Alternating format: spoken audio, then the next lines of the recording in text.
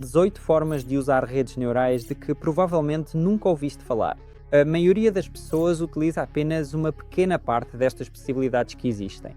Já há 3 anos que ensino pessoas a trabalhar com a inteligência artificial e vejo praticamente sempre o mesmo. As pessoas ficam à superfície, não vão a fundo e por isso não aproveitam todo o potencial da rede neural. E neste vídeo vou mostrar-te como ativar o modo Turbo e o modo Fácil, para que a rede neural te dê logo um resultado de qualidade e te faça ser mais rápido. Número 1. Pede à rede neural para fazer perguntas antes de começar a trabalhar.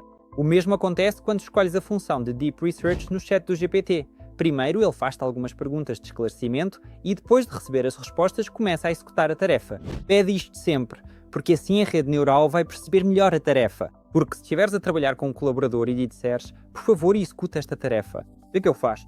Ele naturalmente faz-te algumas perguntas de esclarecimento antes de executar. E, por algum motivo, a rede neural não está treinada para isso logo de início. Por isso, pede-lhe primeiro para fazer perguntas e só depois executar a tarefa. A segunda abordagem, nesta mesma linha, é quando pedes para melhorarem o teu próprio prompt. Isto soa muito estranho, se estivesse a dar esta tarefa a colaboradores. Mas imagina a situação. Dizes, Vasco, preciso que faças um relatório até ao final do dia. Por favor, diz-me como posso melhorar a minha tarefa para ti, para que consigas fazê-la melhor. Vasco, era mesmo bom se me dissesses o que queres ver neste relatório. Percebes? Isto é um diálogo estranho, claro, entre pessoas, mas com uma rede neural resulta e ela vai-te dar esclarecimentos sobre o que precisa para conseguir cumprir essa tarefa ainda melhor. Número 3. Faz passo a passo. E esta é a minha função favorita, porque graças a isto é possível colocar uma enorme quantidade de tarefas dentro de um único prompt.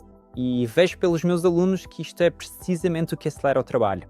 Por exemplo, se precisares de criar conteúdo para o teu blog, dizes, olha, passo número 1, descreve o perfil do público-alvo com base na minha tarefa acima. Depois, passo 2, identifica quais são os seus gatilhos de dor. Passo 3, faz uma lista dos temas que mais lhes interessam. Passo 4, escolhe os temas mais relevantes dessa lista. Passo 5, escreve vários posts sobre os temas mais relevantes. Passo 6, faz uma crítica a tudo isto. Passo 7, refaz tudo de novo. Ou seja, podes colocar 1, 2, 3, 4, 5, muitas tarefas dentro do único prompt e a IA vai executar tudo isto passo a passo. Às vezes vai-te pedir esclarecimentos, outras vezes simplesmente continua a fazer sem parar. E isto permite-te colocar um volume colossal de trabalho, horas de trabalho, logo não só prompt. Deixa um like se isto foi útil, se ainda não sabias destas coisas, e se já sabias, escreve quais conhecias e talvez partilhe alguns dos teus próprios truques. E tu, o que usas com as redes neurais? Vamos continuar. Se falarmos sobre escrever e-mails e, no geral, sobre escrever textos, as redes neurais acabam por falhar nesta questão de escrever e-mails. Apesar de toda a gente usar redes neurais para escrever textos, toda a gente se queixa de que as redes neurais escrevem textos fracos, demasiado banais, abstratos, que não interessam a ninguém. Como é que se faz de outra maneira? É muito simples. Basta carregares para a rede neural um exemplo de texto de que gostes e pedires para ela usar desse texto o vibe, o tom e o calão. E assim ela vai usar esses elementos que lá estão descritos. E depois já podes carregar algum conteúdo específico. Ou seja, tens um texto de exemplo que tem o vibe, o tom e o conteúdo, de onde é preciso tirar toda a informação. E pedes-lhe para reescrever esse texto, mantendo esse vibe e esse tom. Espetáculo. Funciona, já foi testado e resulta mesmo muito bem. Número 5. Pede à rede neural para criticar o que ela própria fez. Mais uma vez, um diálogo com um funcionário soa bastante estranho. Vácia, faz lá este relatório, por favor. Aqui está, faz a favor, Vasily Vasilievich. O relatório está pronto. Vásia, agora critica lá o teu próprio relatório. Como se fosse um crítico, por favor. O relatório, para ser sincero, está uma porcaria, Vasily Vassilievich. Muito bem, Vácia, agora refaz esse relatório. Pronto, basicamente é este o diálogo estranho que acontece entre si e a rede neural. E para ela isto é perfeitamente normal. Ela não tem quaisquer ligações emocionais, é 100% flexível, por isso pode trocar estes papéis e pedir-lhe para criticar estas respostas. Aliás, se precisarem de ainda mais prompts, em baixo deste vídeo deixei uma seleção de 2000 prompts para redes neurais que podem usar em praticamente qualquer área. Por isso, cliquem no link em baixo e façam download. A próxima questão são os papéis. E muitos já sabem. Sim, eu já sei disso. Preciso dizer que tu estás no papel de um marketeer com 350 anos de experiência. Malta, isso não funciona. Os papéis funcionam de forma completamente diferente. O princípio é o seguinte: o papel serve para colocar a rede neural, como interruptor, noutra pessoa, tal como acabei de mostrar com o exemplo. Pedem, por exemplo, no papel de marketeer ou de estratega para escrever o retrato do público-alvo. Ok, no papel de copywriter para escrever textos e depois no papel do público-alvo para criticar esses textos. Ou seja, ao alternar o papel, não é a experiência que ela vai ter. Isso foi necessário quando o chat do GPT 3.5 foi lançado, porque ele não conseguia fazer mais nada além disso. Se você vir algo assim, significa que o texto está simplesmente escrito em dados que têm 100 anos.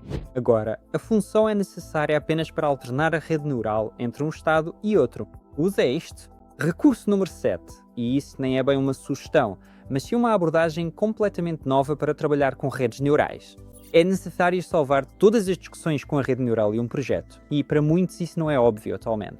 Agora eu vou demonstrar isso na prática, no computador. Ou seja, vejam só, eu tenho aqui o roteiro detalhado e completo deste vídeo que estão a ver agora. E aqui tenho uma hiperligação direta para o chat no cloud, onde tive a oportunidade de discutir detalhadamente com a inteligência artificial uma grande diversidade de opções criativas para este vídeo. Aqui também tenho um link para outros chats, seja no chat do GPT ou, por exemplo, onde fiz as capas, tudo dentro do próprio documento onde está o resultado do trabalho. Também adiciono links para as conversas com o chat que tenho, porque quando começam a conversar com o chat GPT ou com o Clouds ou com qualquer rede neural, aqui em cima aparece um link para um chat único, e é esse link que copiamos e colamos aqui.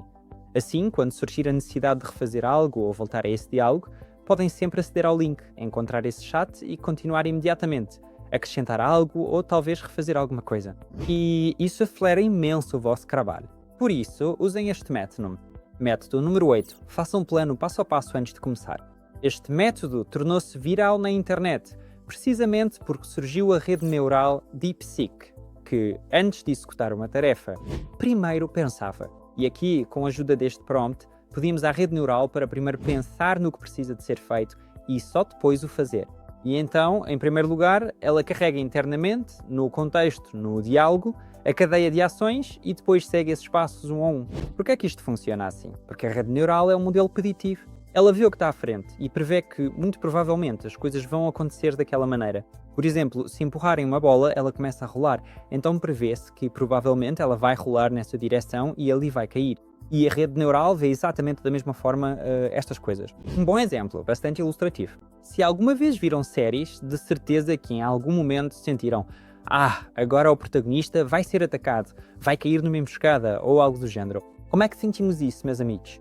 Bem, simplesmente temos esse olhar treinado. Já vimos tantas séries, filmes e tudo o resto que a certa altura percebemos este é o traidor e aquele vai ser morto agora. Com as redes neurais é uma história parecida, só que em vez de séries o que lhes é carregado na cabeça são outros tipos de documentos. E é assim que elas conseguem prever estas coisas. E se formos nós a criar esse contexto, pedindo-lhe para criar estes passos, então ela consegue lidar melhor com a situação e funciona de forma mais eficaz. O próximo método, número 9, é pedir à rede neural para pensar como um programador. O meu pai é programador e, quando preciso de uma abordagem fora do comum para resolver um problema, naturalmente posso ligar-lhe, pedir conselhos, porque ele realmente tem uma maneira diferente de pensar. Aliás, de um modo geral, todos os programadores têm uma abordagem diferente. Eles começam a pensar de forma estruturada. E às redes neurais foi alimentada uma quantidade enorme de programas e vários tipos de serviços. E isto são algoritmos, passos sequenciais para realizar determinadas tarefas, e nem sempre são tarefas matemáticas, muitas vezes são até tarefas lógicas. E se tiverem uma tarefa fora do comum, não é que precisem de um programa ou de código propriamente dito, mas, por exemplo, precisam de criar um programa de motivação para o vosso colaborador, ou desenvolver um algoritmo para executar uma determinada ação. Aqui podem escrever um prompt, pensa como um programador, ou em inglês que até funciona melhor, Resolve using the Program of Thought Method. E então a rede neural vai executar isso e vai fazê-lo bem. A próxima abordagem, em 10, funciona lindamente quando não sabem que resultado querem obter, nem onde está a solução para o problema. E isto, por acaso, é uma história engraçada. Se estivermos a falar do vosso desenvolvimento pessoal no próximo ano, então isto vai parecer-se com o seguinte, certo? Vê, por favor, aqui está toda a informação sobre mim, aqui está o que faço, aqui está o meu blog, aqui estão as minhas vendas, aqui está como recebo dinheiro, aqui está o meu perfil, aqui está o meu currículo. E depois usando o método Tree of Thought, que é um método chamado árvore de pensamento. Imagina maneiras de eu começar a ganhar mais, de me tornar mais eficiente, de alcançar sucesso nesta ou naquela área. Ou se em alguma área não sabes, como posso encontrar pontos cegos, como posso criar novos hábitos. Ou seja, pedes para fazer isto usando o método Tree of Thought? Neste caso, acontece o seguinte. A rede neural segue uma cadeia de ações. Se ela percebe que não há solução ali, volta atrás e cria uma nova cadeia de ações, uma terceira, uma quarta. Ou seja, em vez de tentar apenas um método errado, ela experimenta vários e volta até ti já tendo testado diferentes métodos e analisado-os. E isto dá-te, por um lado, uma possibilidade mais precisa de tomar decisões e, por outro, permite-te alargar imediatamente os teus horizontes. Um bom exemplo foi dado no livro de Chip Heath e Dan Heath, Armadilhas do Pensamento. Eles realizaram um estudo sobre milhares de decisões tomadas em conselhos de administração e descobriram que, quando a decisão é tomada entre sim ou não, a probabilidade de erro não é de 50% a 50%, mas sim de 60% a 40%. 60% é a probabilidade maior de errar quando escolhemos entre duas opções. O mesmo acontece quando a rede neural te dá uma única resposta. Achas que estás a tomar a decisão certa? Nada disso. Nesse momento, podes cometer um erro com a probabilidade de 60%. Na verdade, é assim mesmo que acontece com as pessoas. Peça-lhe para apresentar várias opções. Assim vais errar menos, especialmente quando não sabes qual é a resposta certa. O método número 11 é a investigação profunda. No ChatGPT existe a funcionalidade de Deep Research. Quando clicas no botão, ele faz-te perguntas adicionais para esclarecer. Vai pensar durante meia hora, uma hora e depois volta tendo estudado centenas de sites com um relatório detalhado. É mesmo uma cena espetacular. Permite-te aprofundar o tema, mas uma ferramenta ainda mais avançada, e aqui já não estamos a falar do ChatGPT, é, por exemplo, usar o NotebookLM. Gravei um vídeo separado a fazer uma review sobre ele, sobre o que consegue fazer. E, no fundo, como já perceberam, recomendo muitas redes neurais diferentes. Se tiverem interesse, em baixo encontram um link para um curso gratuito onde explico que redes neurais diferentes podem ser usadas, para quê e como aplicá-las na prática. E no NotebookLM, quando criam um notebook, podem aqui, há uma funcionalidade chamada Deep Research. E se escolherem essa opção, então poderão realizar uma pesquisa aprofundada. E o NotebookLM, usando o Gemini, vai recolher uma enorme quantidade de links no Google para artigos, materiais, outros recursos e vai carregá-los. E depois disso, já podem criar mapas mentais, fazer pesquisas, interagir especificamente com estes dados que foram aqui reunidos, sem ter em conta todo o resto que existe na internet, o que pode confundir a rede neural. Com esta ferramenta é possível fazer pesquisas sobre concorrentes. Por exemplo, pode pedir para reunir toda a informação que a rede neural sabe sobre um dos seus concorrentes e ver o que aparece. Também pode pedir à rede neural para criar um grande mapa do que é importante para os consumidores, com base nas avaliações deles e nas perguntas que fazem nos marketplaces. Bem, o que você obtém é um enorme tesouro de dados baseados em fatos reais que aconteceram em algum lugar na internet. Número 12. E essa abordagem libera uma enorme quantidade de tempo que você atualmente gasta verificando o que o ChatGPT lhe forneceu. Porque normalmente pedes, faz-me aí 10 publicações, faz-me 5 e-mails, 10 títulos, 5 opções ou maneiras. No fundo, pedes para fazer muita coisa. Ele dá-te isso, tu lês e percebes que, bolas, isto aqui é uma treta, mas isto já não é. Como é que se distingue uma coisa da outra? Basta pedires ao ChatGPT para ele próprio avaliar cada resposta que deu numa escala de 10 pontos e vais ficar surpreendido com a precisão das avaliações que ele faz. Ou seja, ele próprio dá-te as respostas e podes pedir sim, isso é exigente contigo mesmo e avalias pela escala mínima. E ele vai avaliar de forma rigorosa e dizer escrevi uma porcaria completa, que parvo que eu fui. E vais ficar a lamentar-se. Mas o mais importante para vocês é que, desta forma, podem ver em que opções realmente vale a pena prestar atenção, mesmo que tenham sido geradas por uma inteligência artificial. Este método foi utilizado pelo Tony Robbins nos seus treinos, quando pedia para avaliarem o seu estado numa escala de 10 pontos. Mas o mais importante é uma pergunta adicional que ele fazia. O que é preciso para a tua avaliação aumentar mais 2 pontos? E pedimos o mesmo à inteligência artificial. Então, tu deste-me 4 opções de como resolver o meu problema, como aumentar o meu rendimento, por exemplo, ou como me tornar mais eficiente, com base em tudo o que te forneci. Agora diz-me, como é que posso fazer para que cada uma das tuas opções valha mais 2 pontos? O que é preciso para que estas opções realmente funcionem? E aí ele já te dá recomendações úteis sobre o que mais poderia ser melhorado aqui. O próximo ponto, que muitos por alguma razão esquecem, mas que é fundamental, estuda os anexos. Ou seja, anexas um documento e estudas os anexos. Se for para explicar de forma simples, a rede neural é como um fogão onde se pode cozinhar. O prompt é a receita, segundo a qual se cozinha, mas os anexos que adicionas são como os ingredientes. E se tiveres ingredientes de má qualidade, o bolo também vai ser uma porcaria. Ou seja, sem ficheiros anexados, sem um exemplo de texto, a rede neural vai usar algo do que já está pré-carregado nela, alguns dados e, bem, informações gerais da internet, que podem até contradizer-se umas às outras, e é daí que surgem as alucinações.